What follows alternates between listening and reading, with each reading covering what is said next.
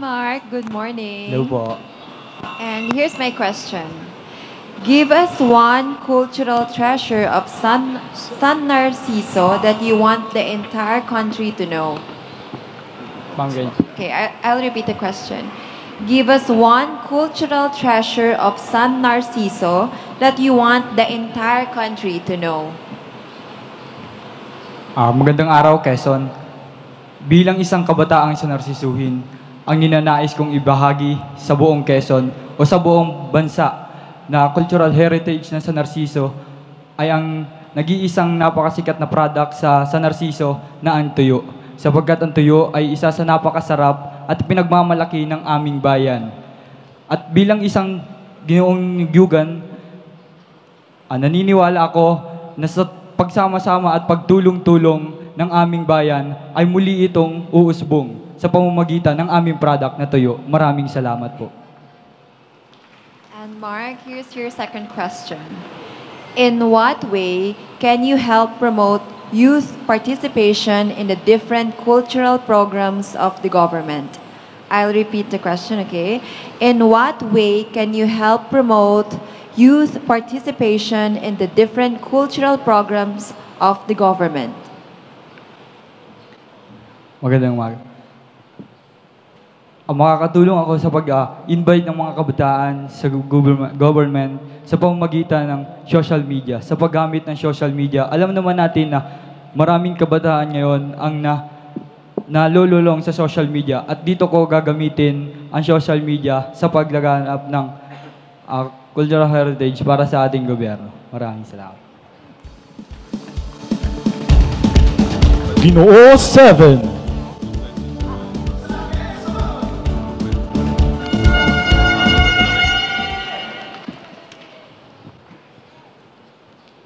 Hello. Your first question is, you love drawing portraits. Give us one Quezonian you would love to do a portrait and why. Well, good morning. And one person that I would love to draw portraits is my mom, because my mom used to always tell me to draw her because she often see me draw other people, and she often get jealous about it. And I, as someone who, as an artist, it is an honor to draw my mother because she is also an OFW, and she since birth provided for us, because as a product of a broken family, I grown to be independent, and I managed to learn drawing just by watching YouTube tutorials. And I think it is really something that we should explore. And as a Ginoong Niyugyugan, I also encourage others to explore and develop a new skill and to find confidence within yourself.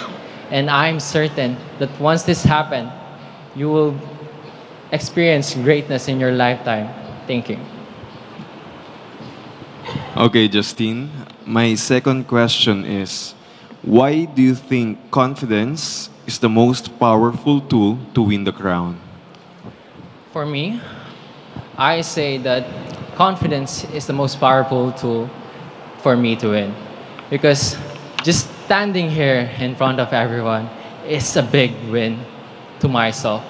As someone who experienced a severe anxiety where I couldn't face crowds, now this is the time that I win the battle over myself or between myself.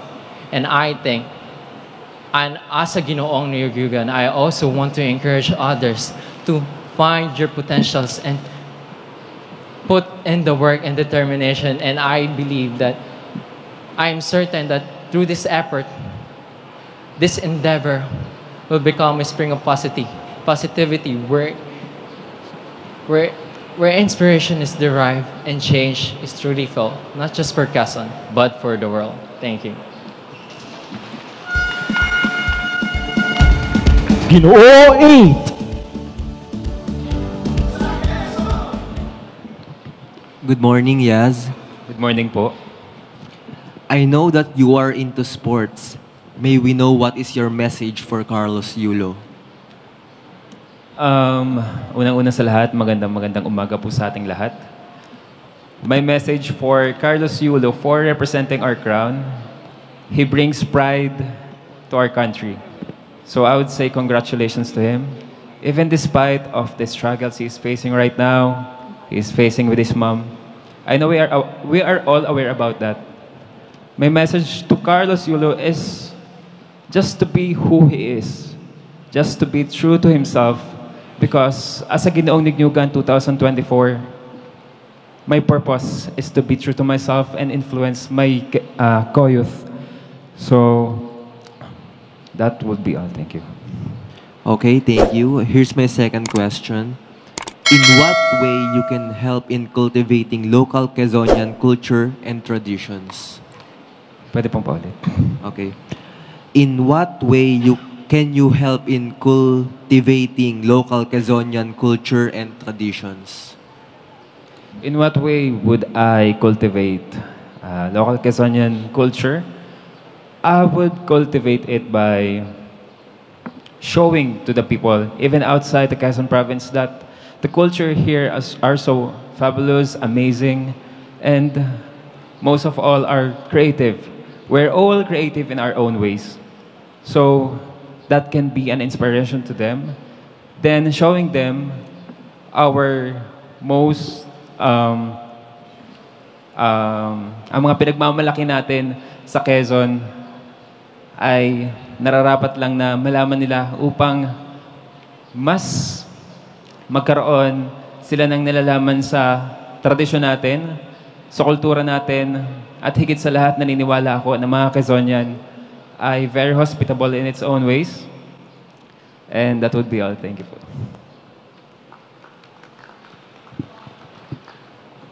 Ginoo 9.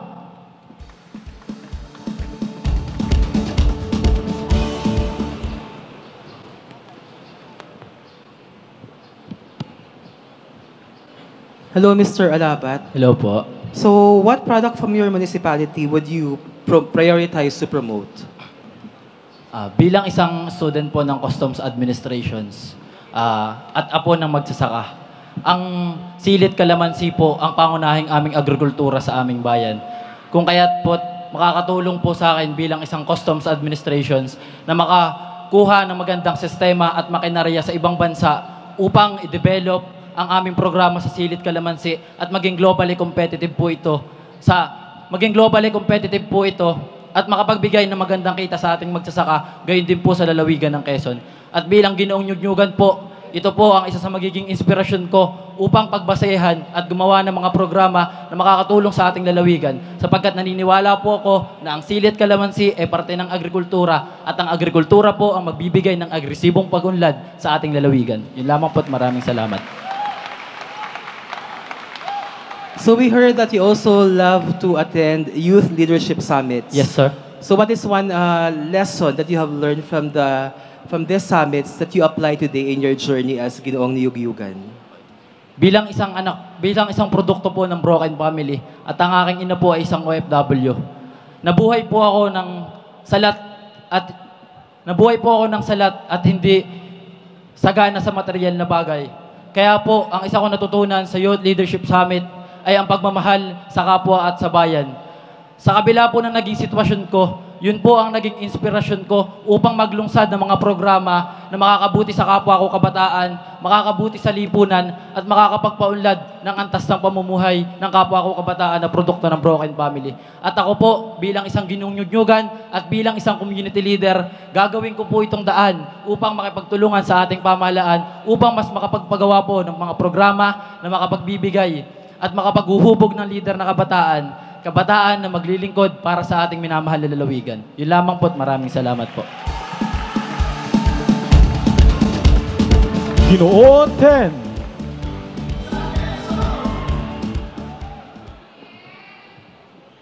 Good morning, candidate number 10. Good morning po. My question is, you joined national pageant na? Yes po.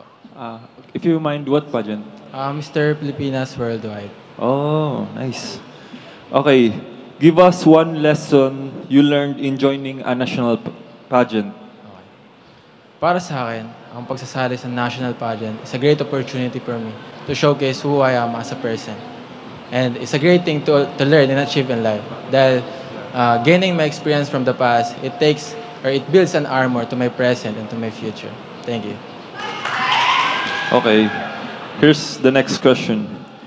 Give us one unique tradition or cultural practice of people from General Luna that will best municipalities claim to be the heart of Bondok Peninsula.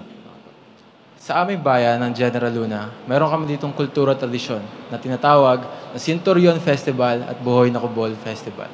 Sa Centurion Festival, dito ginagawa or pinapakita ang sakripisyo ng ating mga mamamayan upang ang sakripisyo ng ating Panginoon bago siya mamatay. Sa Buhay na Kubol naman, dito pinapakita ang 14 na estasyon na pinagdaanan ni Jesus bago siya mamatay. At konting trivia lang din, if you guys know or familiar with Tikboy de la Cruz, siya yung kauna-unahang gumanap bilang isang senturyon. Kaya talagang tinangkilik kasi naportahan siya ng mga mamamayang General Lunahin. Thank you.